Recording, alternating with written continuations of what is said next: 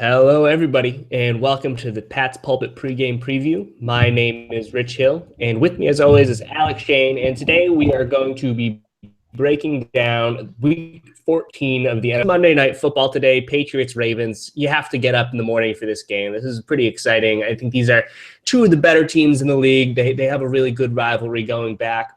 But before we talk about that, before we talk about what happened around the league, Alec, how you doing?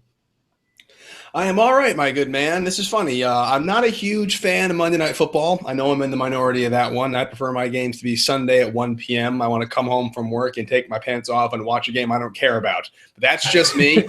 I know it's a primetime situation. Everyone's pumped up for it. This game's interesting. I think at the beginning of the year, before the season actually started, Pats Ravens Monday night, this was one of the marquee matchups of the season. As the year went on, the Ravens kind of fell off a little bit. It lost a lot of its luster. But as of the past couple of weeks, the Ravens have jumped back up a little bit and become a little more of a team to watch. So it's kind of regained some of that luster again. So it should be a good one.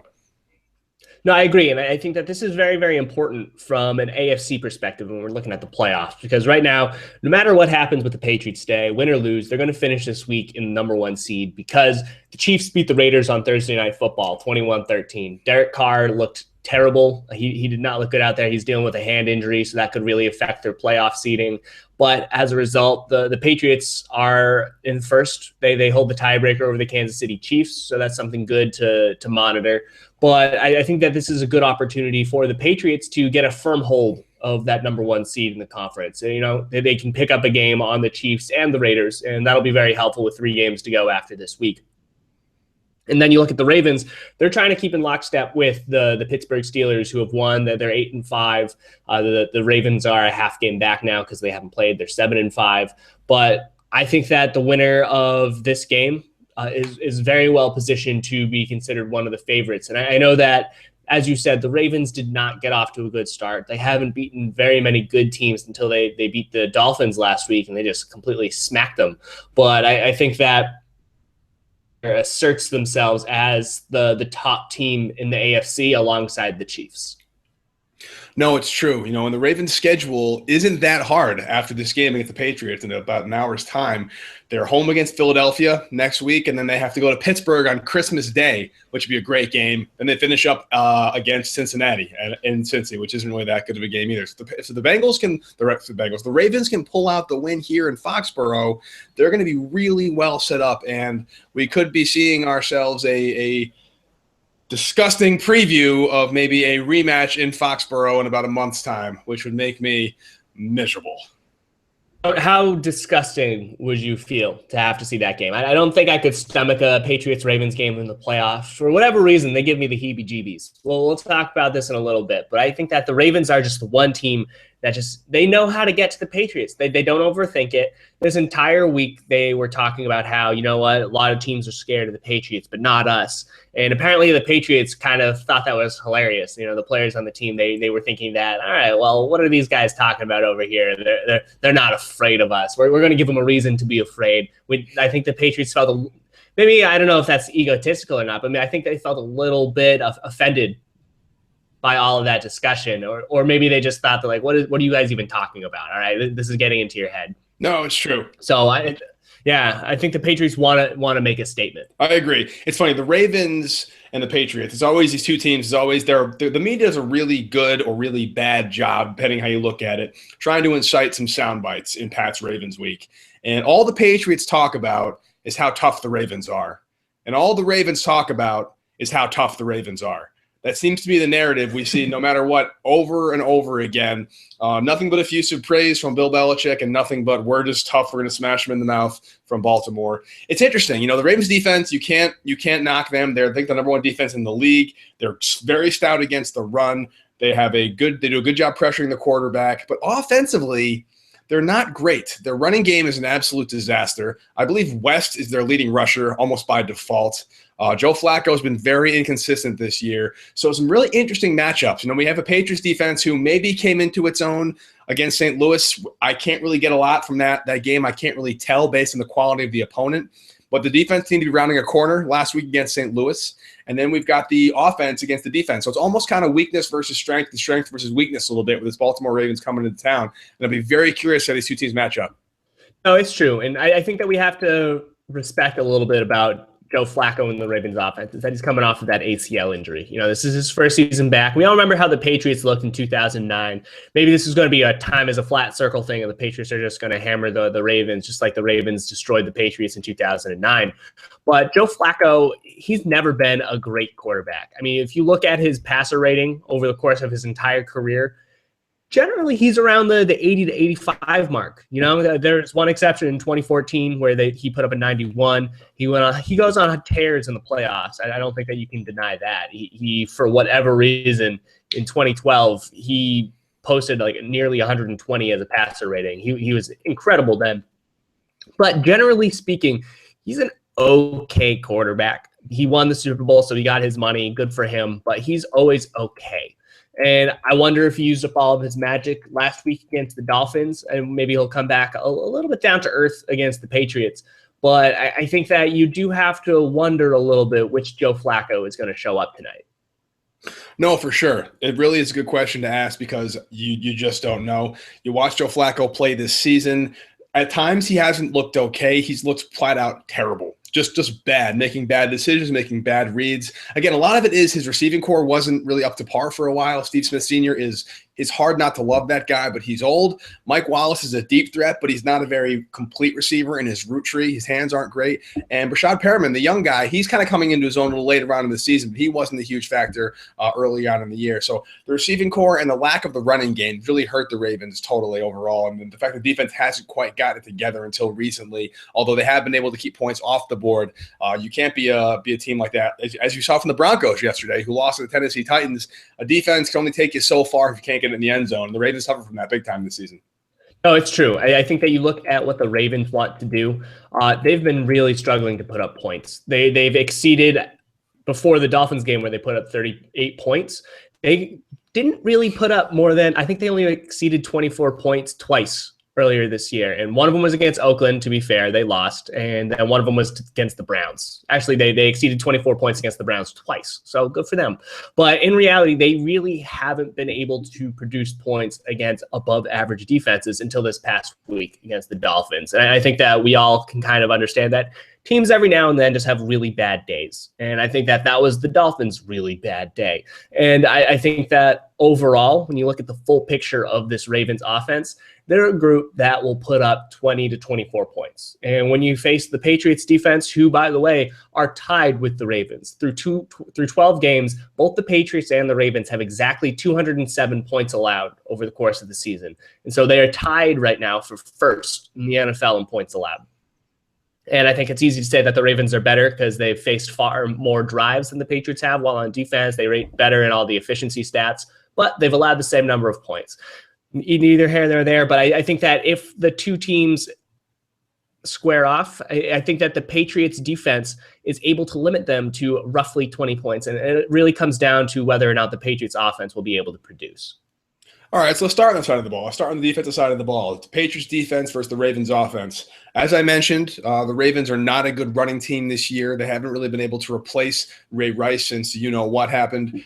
They had a couple flash-in-the-pan guys with Forsett and Talafiero last year, but nobody has really produced as a runner this year for the Baltimore Ravens, which has forced them to rely a lot more on Joe Flacco, who, as you mentioned, is a good quarterback, not a great one who flashes in the postseason, and you can't deny that. So if you're the Patriots defense, what is your strategy tonight for stopping Joe Flacco? Are you going to invite the run the way they did against the Broncos a couple of years back? Or are you going to get at Joe Flacco and try to duplicate that pressure we saw against Jared Goff last week against the Rams?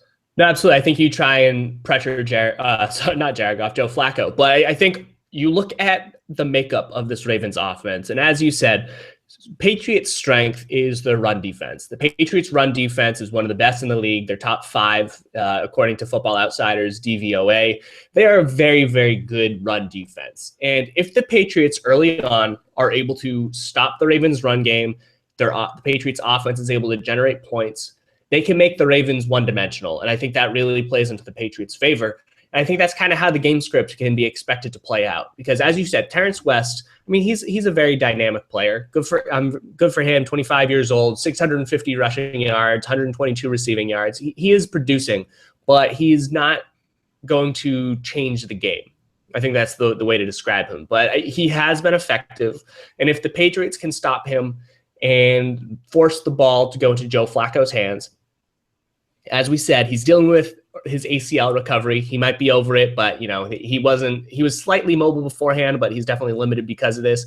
If the Patriots can take what they did last week against the Los Angeles Rams, where they just demolished Jared Goff, just demolished him. They didn't let him have a second to breathe in the pocket. If they're able to emulate that game against the Ravens, I think that the Patriots will win this comfortably. Now, how much can you really take away from last week, Rich? A, rookie quarterback. B, St. Louis Rams. Really not a lot you can – Los Angeles Rams. Oh, my goodness, the Los Angeles Rams, right? The new coachless Los Angeles Rams. R.I.P. Jeff Fisher. I look forward to seeing you in Buffalo next year. Can you take a lot away from that game given the quality of the opponent, the caliber of the offense, and the fact that there's a rookie quarterback under center as opposed to a seasoned veteran like Joe Flacco? How much can you translate from that game to this game? I think you could take a lot. Now, maybe I'm drinking the Kool-Aid a little bit, but even Bill Belichick was saying how last week's performance against the Rams was the best 58 minutes of defense he's seen out of the Patriots all season. And I think that's true. I think that while they were playing an easier opponent with Jared Goff, I mean, he's very inexperienced. He hasn't been playing well. They didn't have Tavon Austin. But I think you look at what the Patriots did, they limited the Rams to 25 yards in the first half. No matter who is opposing you at quarterback, no matter what players they have, no matter who is coaching or not coaching, who is not on the Rams, that is impressive. That is a very good defensive performance. I think they only allowed 72 yards over the first three quarters. They did a great job in limiting the Rams from moving the ball. No matter who you consider, no matter what context you want to add to it, I think that the Patriots did an exceptional job. And I think also more impressively were all the little things that they did well. I mean, they brought pressure from Logan Ryan and Patrick Chung. They got quarterback hits from Jabal Sheard. He looked good. He also dropped well into coverage. Kyle Van Noy was making plays in the middle of the field, stepping up in the role of Jamie Collins. Chris Long looked better than ever. Alan Branch and Malcolm Brown were making stops. I think that everyone kind of came together. Unfortunately, the Patriots lost Eric Rowe, who will not be playing today due to his hamstring injury. So that has dumped something very much to monitor. But I do think that the Patriots defense played well at every single level, and you can always take something from that. And it gave the Patriots something really strong to build on for this upcoming week.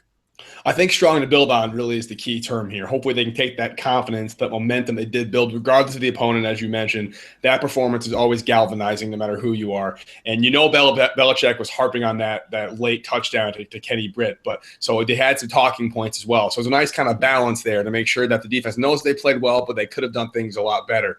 You mentioned Eric Rowe being out, which I think might be an underrated injury given the matchups of these Patriots defenders versus the Ravens offense.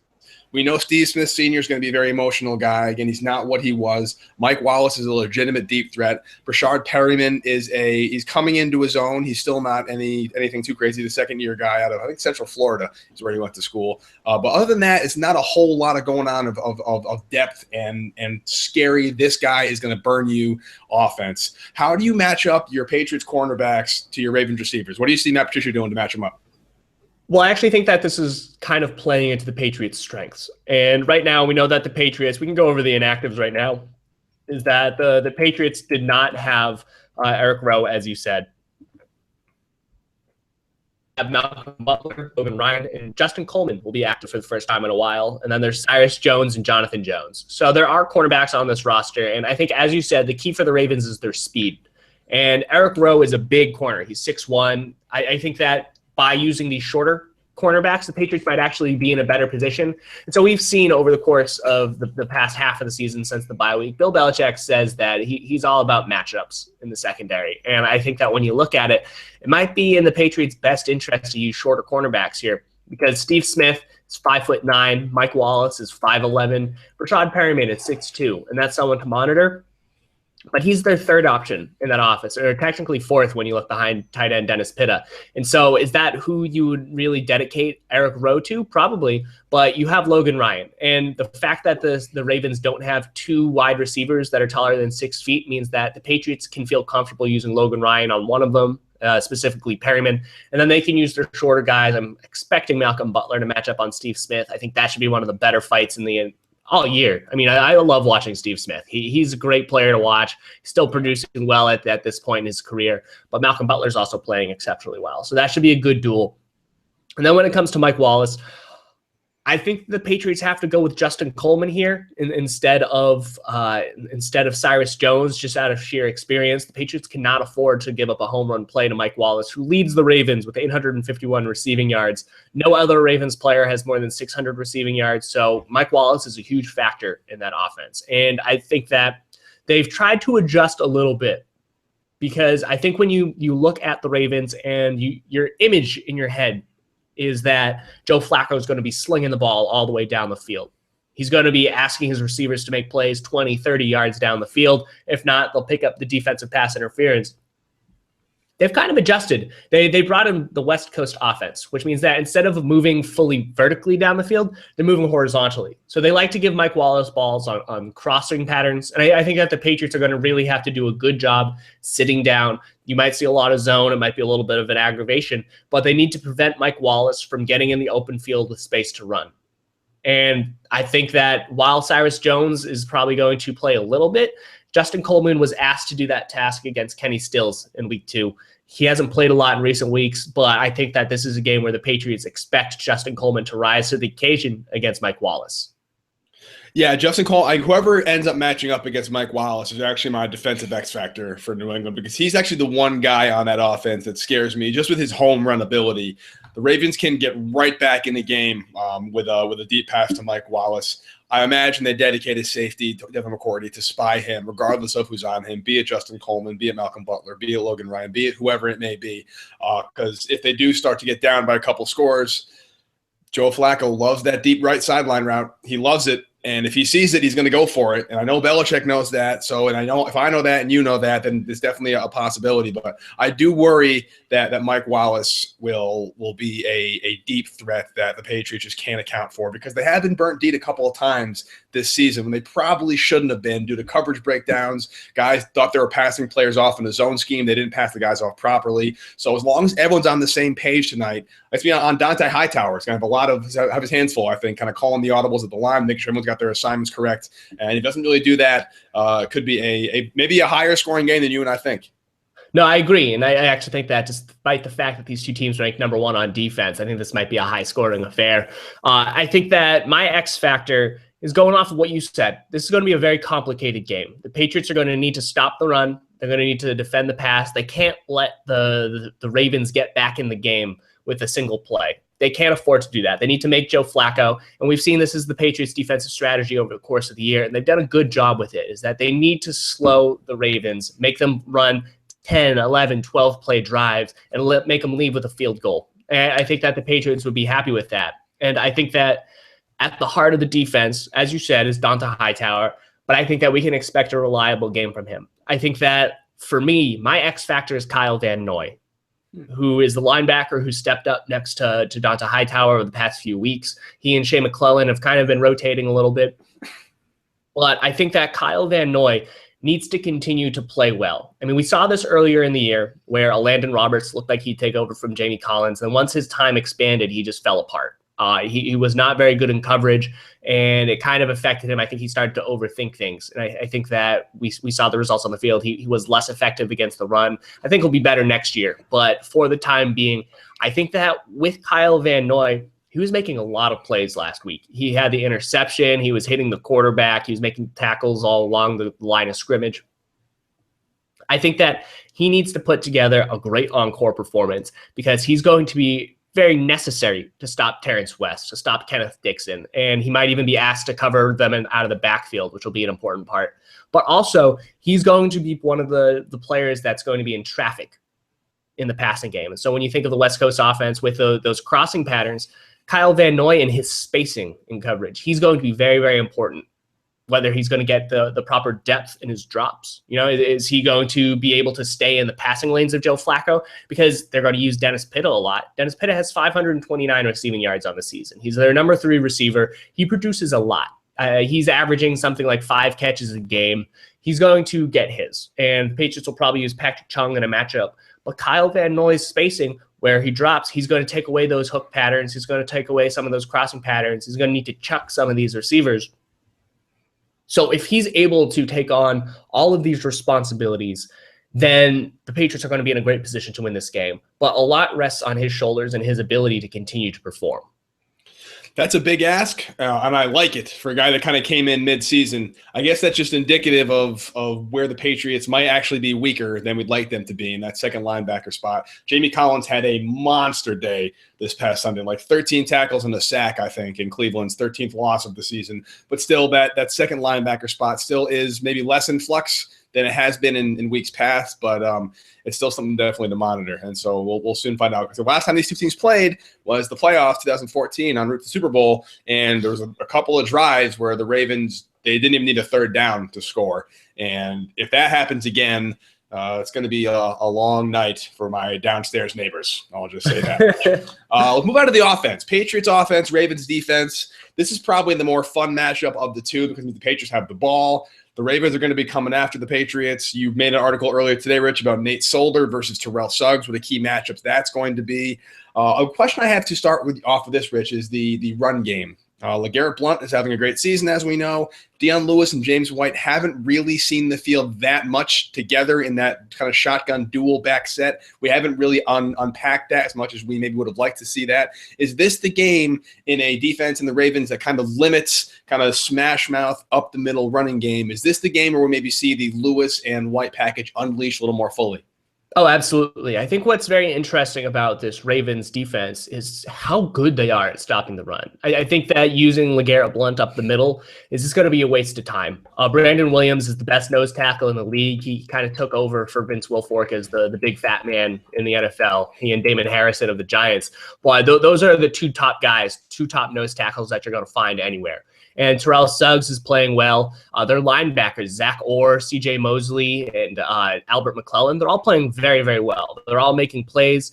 I think rookie Michael Pierce is one of the better rookie defensive tackles. He's the best against the run, according to Pro Football Focus. Timmy Jernigan he's a guy that tried to poke Tom Brady in 2014, but he is producing as well.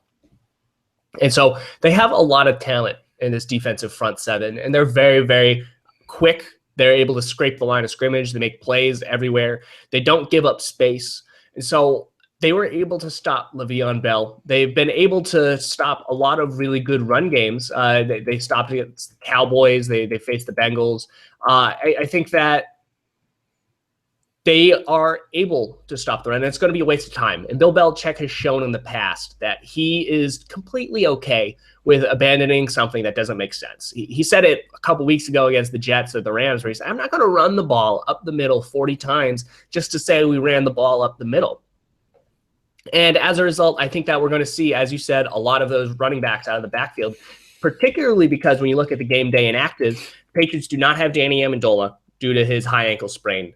That also made Griff Whalen an inactive. And Griff Whalen was expected to step up for Amendola over the rest of the regular season.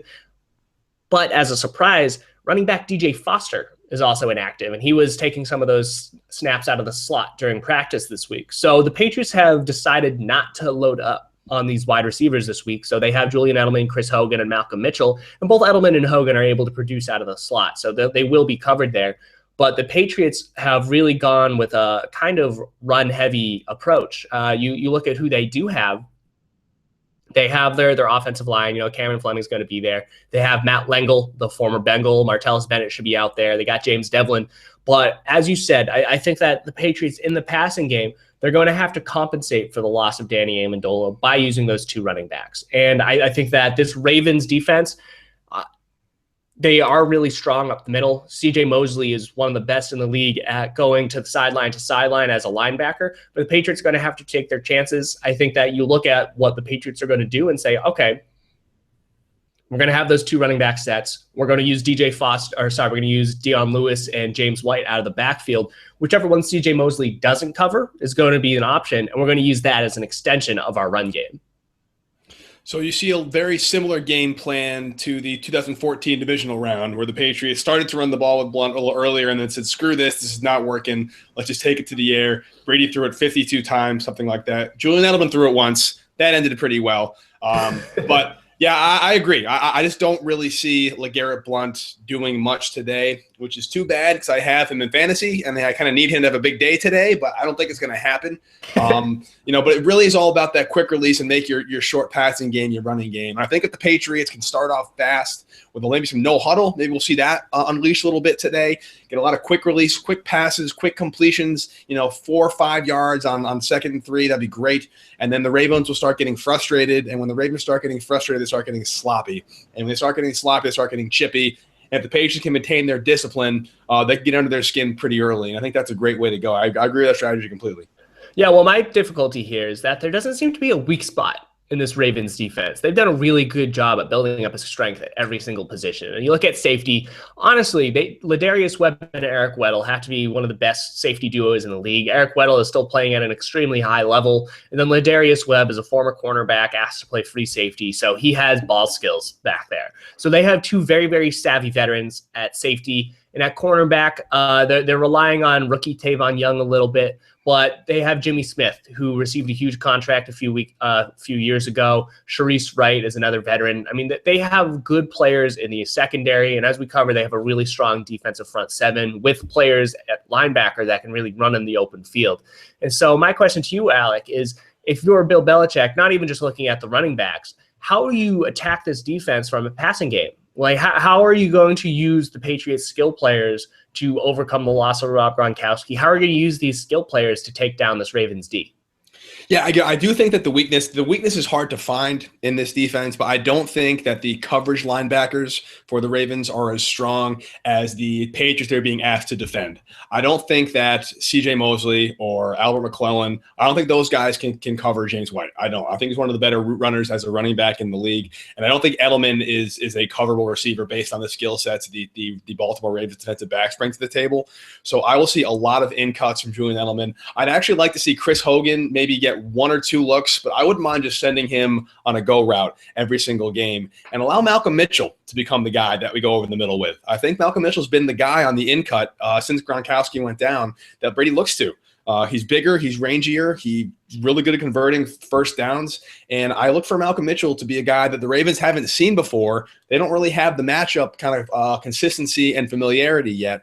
So maybe Malcolm Mitchell, this is kind of his game to show that he's not just that outside vertical threat, but he can be not necessarily a Gronk replacement, because I don't see anybody replacing Gronk, obviously, but maybe he's the guy up the seam, because as I mentioned in our podcast on Tuesday, Rich, until Martellus Bennett shows me something, I'm not really going to rely on him as a major offensive weapon and the major offensive factor. Maybe he's another great blocking option today if the pass rush is a little too fierce for the front line to handle. But I think that the ball is going to be moved primarily today through receiving backs and wide receivers, which is a interesting departure from the Patriots we've known over the past couple of years. No, absolutely. So who would you say is your X factor for the Patriots offense this week? The obvious answer would be one of the running backs, but I'm actually going to say David Andrews, the center. I think he's going to have a really tough job today. Because he's probably the best nose tackle in the league. Not only that, but it's obviously on the center to make sure that the offensive line is as cohesive as possible. And this game, probably more than any game we've seen so far in 2016, that offensive line is going to need to all be on the same page. They can't start holding too often. They can't start getting too finicky. And I think that all kind of starts with a centered center, if you will. So nice. Hopefully David Andrews has a strong grasp on the game plan. He knows everybody's blocking assignment. He's not going to get too confused should the linebacker start maybe like the X delay or the stunt blitzes. He doesn't really worry about that too much and just plays solid, steady football. I imagine a lot of shotgun from Tom Brady today. So a solid, steady snap that allows those 2-second releases. If Brady starts kind of reaching around for the snap, that can throw a lot of timing off. So hopefully him and Brady are on the same page today. No, that's a good one. Actually, Tom Brady is my X factor this week. I know that seems a little bit easy, but he is. I mean, the Patriots offense goes as Tom Brady goes, and I think that no one will shoulder the load more this week than Brady. I think that we've seen in recent weeks that he's had to throw the ball a lot. He's thrown for 40-plus attempts over the past 3 weeks. I think that continues this time against the Ravens. He'll go 4 straight. I wouldn't be surprised if he went 5 straight against the Broncos next week. And I think that we've seen early in games that Brady can get flustered a little bit by pressure, and that really throws him off. That can really affect him and his ability to produce, to connect with his receivers. And I think that when he hits his players in the flat, when he feels like he needs to get rid of the ball quickly, especially last week against the Rams where they were very nervous about defensive tackle Aaron Donald, when he needs to get rid of the ball very quickly, he can hurry through his motions. He can throw the ball to the receiver before they're ready, before they're open. And I think that he needs to take a big, deep breath before they play the Ravens and say, all right, I'm going to get hit a lot today, but I need to be able to hold on and wait for my receivers to get into their cuts so they have a chance to catch the ball. You know, I think that Brady throws the ball at the feet of his receivers a lot in these types of games. And Brady needs to give his receivers a chance because, as you said, I think that the Patriots skill players match up well in the open field against this Ravens secondary because they have some of the taller, rangier guys. I mean, Jimmy Smith is a tall, lanky player, but I think that if you have the running backs going horizontally, if you have Julian Edelman going horizontally, they have the ability to pick up yards after the catch. The Patriots will definitely be asked to move the ball down with those 12, 13 play drives. But I think that Brady is going to be able to do that if he can take a deep breath and say, we're doing it. We're going to just excel on offense. And I think that Brady has the opportunity to do that. But that's my choice as the X factor, and I think that moving forward, we're going to be looking at the game predictions, and I think that looking at the final score here, the Patriots are currently favored by 7 points. I think that might be a little bit. That might be a little bit high. I think that these games have always finished very, very closely. The Ravens give the Patriots more trouble than anyone else in the league. I think that specifically they give Tom Brady a lot of trouble. And I think that when they say that they don't have any fear about the Patriots offense or about the Patriots, they're referring to the offense. They're referring to Tom Brady. They know how to get him flustered, and it's by not doing anything too complicated. They try to stop the run. They do a great job with that. And then they have their players not make mistakes in the secondary. And I mean, we know that one of the good ways to defeat Tom Brady and the Patriots offense is to generate pressure up the middle. But the other way is just not to make mistakes. You know, just don't beat yourself. And I think that the Ravens do a very good job of saying, all right, where are our matchups? Where are our weaknesses? Let's try and cover those weaknesses as best as possible. And then expect our players to make their own plays. And last time in 2014, we saw Rashaan Melvin, who was the number 2 cornerback for the Ravens, was not very good, and Tom Brady picked on him. I think he threw at him like 22 times or something crazy like that. Patriots signed Melvin the next year. But they picked on Melvin a lot. And I think that the Ravens this year are a little bit stronger on defense in the sense that they don't have that sort of player that they can be picked on. And so I think that 7 points might be a little bit much. I do think that this will be a high-scoring affair, despite the fact that these are 2 of the top defenses in the league. And so my final score for the game is going to be a Patriots ultimate victory. I think it'll be close. I think it'll come down to one of those last-second field goals or whichever team has it last sort of thing. But I think that the Patriots are going to ultimately win this one, and I think that the Patriots walk away with a 31-27 victory. And for right now, sorry, we actually just lost Alec, but we'll get his prediction later. We'll update that and see how everyone does. But until then, we'll have more information on patspulpit.com throughout the game as well as after the game. And thank you all for tuning in, and have a good day.